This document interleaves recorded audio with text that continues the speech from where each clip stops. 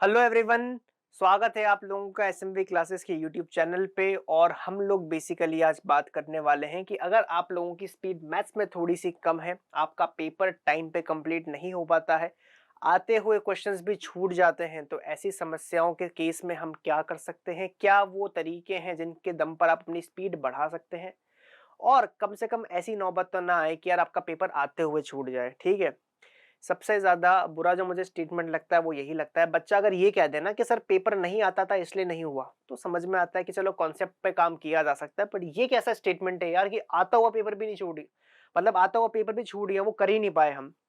मतलब तुम्हारी speed slow थी यार, वरना आता हुआ पेपर कैसे छूट सकता है? सारे क्वेश्चंस तो आए ही नहीं, जितने आए वो भी नहीं हुए। तो वो क्वेश्चन के लिए जितने क्वेश्चंस थे उनके लिए टाइम इनफ था ना, तो तुम्हें तो वैसे ही कम क्वेश्चन करने थे, तो तुम्हें तो पर क्वेश्चन ज्यादा टाइम मिल रहा है फिर भी नहीं हुआ। That is a wrong statement. तो क्या क्या हैक हो सकते हैं, क्या क्या मैं अपने कोचिंग पे अपने स्टूडेंट से करवाता हूँ ताकि उनकी स्पीड मेंटेन हो, क्या मैं पर्सनली सजेस्ट करता हूँ, जो मेरे टिप्स एंड ट्रिक्स है मैं वो आपके साथ शेयर करने वाला हूँ। इसमें से कुछ बहुत कॉमन है जो आपको ऑलरेडी पता होंगे, एक दो आपके लिए नए होंगे। तो मैं पहले यूनिक वाले से ही शुरू करता हूं। तो पहला ही पॉइंट है छापो टेस्ट। ये लिटरली छापो ही लिखा हुआ है। छापो टेस्ट का मतलब क्या होता है कि आप एक तरीके से टेस्ट तो ऐसा लेते हैं कि बच्चों को पेपर पता ही नहीं होता कि क्या आने वाला है, वही तो टेस्ट है। बट नहीं, छापो टेस्ट का मतलब समझते हैं। Try to give the test of 10 to 15 questions और a particular exercise but in half the time. क्या मतलब?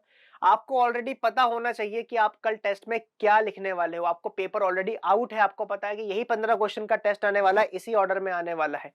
अब शर्त इतनी सी है, आपको पेपर आउट है, आपको आंसर्स पता है, आपको घर पे प्रैक्टिस के लिए एम्पल टाइम मिल रहा है। अगर वो क्वेश्चन 5 मिनट में होता है तो मैं कल एग्जाम में 3 मिनट या 2.5 मिनट ही दूंगा उस पेपर के लिए।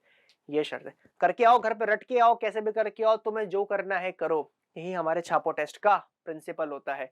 Since you already know the question paper, practice the questions in less time. Accuracy should not be an issue as you know the answers already. यही इंपॉर्टेंट है कि आप, तुम्हें सिर्फ स्पीड पे काम करना है। तुम यही तो रोते रहते हो ना कि सर स्पीड पे काम करेंगे तो एक्यूरेसी रह जाएगी। अब तो पेपर आउट है ना, तो एक्यूरेसी तो इशू होना ही नहीं चाहिए। तुम्हें ऑलरेडी आंसर पता है, तुम्हें तो ये तक पता है कि इसका आंसर 5.38 सेंटीमीटर क्यूब आएगा। आएगा। टाइम में छाप के दिखाओ। अब तुम टाइम बचाने के लिए तरह तरह की चीजें ट्राई करना शुरू करोगे, क्योंकि तुम्हें आंसर पता है। तुम सोचोगे यार पता, इस चीज को कम टाइम में कैसे करें। इसीलिए बच्चों, पहले क्या होता था, प्रोसेस सीख लो। अब प्रोसेस का तुम्हें हर एलिमेंट पता है कि ऐसे होगा, तब तुम सोचोगे ना कि अच्छा यहां से यहां तक समय कैसे कहां कहां कटौती करी जा सकती है। तो ये छापो टेस्ट का एक ही सबसे बड़ा क्या है, फायदा है, आप अपना कटौती करना सीख जाते हो। आपको पता है कहाँ कितना लिखना है, कहाँ शॉर्ट फॉर्म्स लगानी है, कहाँ नहीं लगानी है, कहाँ फॉर्मूला लिखना है, कहाँ लिखने से बचना है, कौन सी स्टेप्स को स्किप करना है।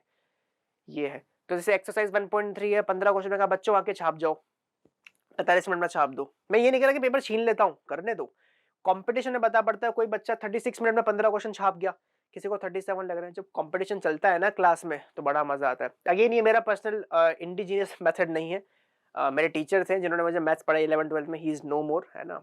एंड उन्हीं की देन है आज जो मैं भी कर पा रहा हूँ यहाँ पर, जो पढ़ा पा रहा हूँ, उन्हीं की वजह से खड़ा हूँ। तो हमारे जो मैथमेटिक्स के टीचर थे वो करते थे छापो टेस्ट। मैं हमेशा 5th 6th आता था, हमारी क्लास में 2 3 लड़के थे, वो भाई साहब वो अलग ही अल्टीमेट स्पीड होती थी। इंटीग्रेशन में 200 क्वेश्चन की एक्सरसाइज है, revision exercise R D Sharma में। 200 क्वेश्चन की एक्सरसाइज 199 मिनट में छापने का तो मेरा रिकॉर्ड है। जो टॉपर था उसका आई थिंक 195 मिनट्स में 200 क्वेश्चन छापे थे हमने इंटीग्रेशन के। समझ रहे हो, अच्छे लेवल के क्वेश्चंस। आप देखो, रिवीजन एक्सरसाइज है, आप आर डी शर्मा में देखना, इंडेफिनेट इंटीग्रेशन की क्लास 12th वालों से बोल रहा हूँ। तो आपको इसके अंदर मिलेगा 200 क्वेश्चन की एक्सरसाइज 199 मिनट में, तो मैंने छापी। ये स्पीड होती थी, हमारा हाथ ऐसे चलता था, क्योंकि वो 200 क्वेश्चन हमको पहले से पता है यही छापने, हम पढ़ के आते थे। ठीक है। तो ये सबसे बड़ा तरीका है, छापो टेस्ट करना है। पेपर आउट है, आपको पता है ये 30 क्वेश्चन छापने, लेकिन टाइम लिमिट में छापने। अब बहुत से बच्चे कहेंगे बोरियत होती है, तो फिर या तो एक बात कर लो, या तो स्पीड बढ़ा लो, या फिर तुम एंटरटेनमेंट कर लो। ठीक है। तो दोनों चीजें एक साथ नहीं चलेंगी। दूसरा जो ट्रिक है वो है क्रैक द क्वेश्चंस फर्स्ट। मतलब क्या है क्रैक करने का, मतलब क्या होता है, पहले ये समझाओ। कोई भी क्वेश्चन आने से पहले मैं अपनी लाइव क्लास पे, अगर तुमने कोई देखा है, मेरा लेक्चर देखा है जिसमें मैं किसी लाइव क्लास में पढ़ा रहा होता हूँ, तो मैं क्वेश्चन और डायग्राम दिखने के बाद सबसे पहले क्वेश्चन क्रैक करवाता हूँ कि इस डायग्राम में एंगल निकालोगे कैसे। मैंने कहा अच्छा ये सेंटर है, ये कॉर्ड है, तो ये बाइसेक्ट हो रही है, यहाँ पर 90 डिग्री, ये 90, तो ये एंगल निकल जाएगा, ये निकल गया तो ट्राइंगल की एंगल सम प्रॉपर्टी से ये निकल जाएगा, तो वो एंगल तो इसका डबल होगा ही, तो आंसर आ जाएगा। Question crack. तो क्वेश्चन 30 या 40 सेकंड में क्रैक हो जाता है, उससे ज्यादा टाइम नहीं लगता है किसी भी क्वेश्चन में। क्रैक करने का मतलब होता है आपको ये पता लगा लेना कि आपकी स्ट्रेटेजी क्या होने वाली है। सिंपल सी बात है। Form a strategy after reading the question and right the answers in the steps. यानी कि आपने कहा पहले मैं इस ट्रायंगल को कॉन्ग्रुएंट प्रूफ करूंगा, फिर दोनों की कॉन्ग्रुएंसी से ये साइड कॉमन आ जाएगी, ये साइड कॉमन हो जाएगी, तो दूसरे ट्रायंगल के लिए कॉन्ग्रुएंसी का क्राइटेरिया बन जाएगा। ऐसे cracking the question means that you know what to do. Writing the actual answers should be exactly where you need to be fast. तो आपने कहा हमें क्या फास्ट करना है, मैंने कहा क्वेश्चन क्रैक करने का मतलब होता है तरीका ना, क्वेश्चन लिखना अलग चीज होती है। अब जब क्वेश्चन क्रैक कर लिया मतलब तुम्हें क्वेश्चन समझ में आ गया, तो लिखने का टाइम बढ़ाओ ना, तो वही बोल रहा हूँ, writing the actual answer should exactly be where you need to be fast. Cracking तो वैसे ही 30-40 सेकंड में हो जाती है। क्रैकिंग का मतलब होता है ये डिसाइड कर लेना कि तुम्हें क्वेश्चन आ रहा है नहीं आ रहा है, आ रहा है तो क्या करना है। क्रैक करने का ये भी तो मतलब है 30-40 सेकंड में तुम ये भी जज कर लेते हो कि क्वेश्चन बाउंसर गया, छोड़ दो आगे बढ़ो। टिक सर्किल क्रॉस मेथड लगाना है, बता रखा है टिक सर्किल क्रॉस मेथड।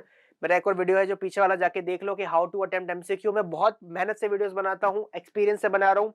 मेरा एक्सपीरियंस से खुद का, जब मैं पढ़ता था, जो मैं पढ़ा रहा हूँ 6 साल से, वो है, ये मेरा 6ठा साल जा रहा है, 5 साल पूरे कंप्लीट है, ठीक है। इसके अलावा जो मेरे साथ के कलीग्स हैं, कुछ टीचर्स मेरे से बहुत ज्यादा एक्सपीरियंस रखते हैं, उनके साथ जो मैं बातचीत करता हूँ उसके बेसिस पे चीजें लेके आता हूँ। उस वीडियो को जाके जरूर देखना। तो आप देखना एक्चुअल आंसर राइटिंग में आपको फास्ट होना है तो क्वेश्चन को पहले क्रैक कर लो, फिर लिखने में देखो कितना टाइम लग रहा है। तुम क्या करते हो, करते जाते हो, सॉल्व करते जाते हो, क्या इतना कर लिया, ट्राइंगल तो कॉन्ग्रुएंट होगा, अब क्या करूं, ये कौन सा लॉजिक हुआ यार। क्वेश्चन में तुम पहले क्रैक कर देना कि ट्राइंगल कॉन्ग्रुएंसी से कुछ फायदा मिलेगा भी कि नहीं मिलेगा, जबरदस्ती कर दिया, अब कोई फायदा नहीं मिल रहा, लगा देना टाइम लिखने में, वो गलती नहीं होनी चाहिए।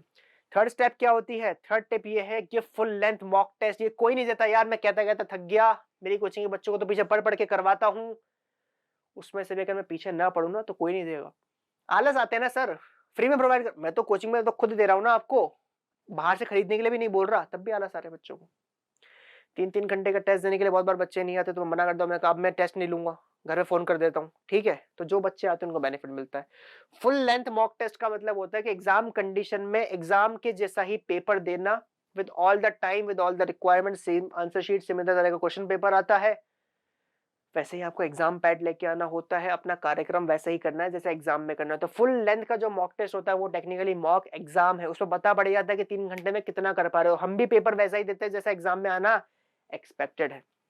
तो आप देखना, you think you are prepared, then just give one full length mock test and you will know how prepared you are. ये फैक्ट है। लगता है ना प्रिपरेशन पूरी है, 16 चैप्टर का टेस्ट एग्जाम दो तब पता पड़ेगा। 2-2 चैप्टर के इंडिविजुअल टेस्ट में तो कोई भी भारी बन लेता है, 16 चैप्टर की थ्योरी एक साथ लेके चलना इंपॉर्टेंट है। You are not prepared till the time you are just leaving the questions you don't know answers to. आपने कहा आप उस समय तक प्रिपेयर्ड नहीं हो जब तक आप जिन क्वेश्चन को छोड़ के आ रहे हो ना वो है जो आए नहीं, तब समझ में आ रहा है। आप प्रिपेयर मत मानना खुद को। अगर आप कह रहे हो ना कि सर आधा क्वेश्चन आता हुआ छूट गया, 50 क्वेश्चन में से पहली बात तो आए 40 क्वेश्चन, उसमें से भी 38 करके आ रहे हो और कह रहे हो कि 2 क्वेश्चन छूट गए आते हुए, तो अपने आपको प्रिपेयर्ड मत बोलना। मैं प्रिपेयर्ड उसी दिन मानता हूँ, उसी बच्चे को मानता हूँ। एक बच्चा जिसके पास होने की उम्मीद नहीं है, 50 में से 20 क्वेश्चन करके आता है, पर 20 क्वेश्चन पूरे करके आता है, वो कहता है बाकी के 30 नहीं आते थे, उसको मैं प्रिपेयर्ड मानता हूँ। भैया तुम कहते हो ना 48 क्वेश्चन आते थे लेकिन 47 करके आया हूँ, तुम प्रिपेयर्ड नहीं हो मेरे लिए। तो प्रिपरेशन का मतलब होता है कि आता हुआ पेपर तो पूरा हो, यही तो स्पीड की बात है। तो अपने आप को प्रिपेयर्ड उसी दिन मानना जब नहीं आने वाले क्वेश्चन ही छोड़ के आ रहे हो, है ना। अंग्रेजी में कोई गलती हो गई तो माफी चाहता हूँ, कमेंट कर देना। प्रीवियस ईयर पेपर्स चौथा, ये तो बड़ा फेवरेट है, मॉक टेस्ट जैसा ही है, पर प्रीवियस इसलिए क्योंकि मॉक टेस्ट मॉक ही होता है, एग्जैक्ट नहीं होता, पर प्रीवियस ईयर पिछले साल आया हुआ पेपर है। सेम एनवायरमेंट कंडीशन में, सेम एग्जाम कंडीशन, एनवायरमेंट नहीं, एग्जाम लाइक एनवायरमेंट के अंदर अपने को पेपर देना है पूरे उसी टाइम के साथ, स्टॉप वॉच के साथ, और ऐसा इन्विजिलेटर जो खींच ले कॉपी, अगर नहीं दो तो, समझ गए वो वाला। Test yourself with previous year question papers. They are actually pretty accurate in judging yourself about the speed, accuracy, concepts, and most important, your strengths and weakness. ये स्पीड के साथ साथ ये भी बता देगा कि क्या टॉपिक आपका वीक लग रहा है, अभी किस टॉपिक की थ्योरी रिकॉल करने की जरूरत है। आपको ये भी समझ में आएगा कि यार ये 15 में से 11 चैप्टर्स के क्वेश्चन तो क्रैक कर लिए थे, बाकी 4 चैप्टर्स पे तो हवा ही नहीं लगी। तो अगर आप लास्ट तक को क्वेश्चन क्रैक नहीं कर पा रहे हो तो इस चैप्टर को फिर से जाके पढ़ना है। 5वीं टिप क्या है, 5वीं टिप बड़ी सिंपल है, अ गुड टेस्ट सीरीज। इस पर ध्यान देना, मॉक टेस्ट और प्रीवियस ईयर से अलग है ये चीज, इसका मैं अलग बता देता हूँ। टेस्ट कोचिंग पर देना is a different thing, test series coaching पर देना अलग चीज है। ये जिस टेस्ट सीरीज की मैं बात कर रहा हूँ ये है किसी रेप्यूटेड इंस्टीट्यूट की, कोई बड़े इंस्टीट्यूट की, जहां इस टेस्ट सीरीज को आपके अलावा और 1000-2000 बच्चों ने लिया हो, जहां आपको अपनी सेंट्रलाइज्ड रैंकिंग पता पड़े, वहां की टेस्ट सीरीज दो। मेरी कोचिंग में भी ऑलरेडी 50-100 बच्चे हैं, तो मैं अपनी टेस्ट सीरीज को इस लेवल पे नहीं मानता हूँ।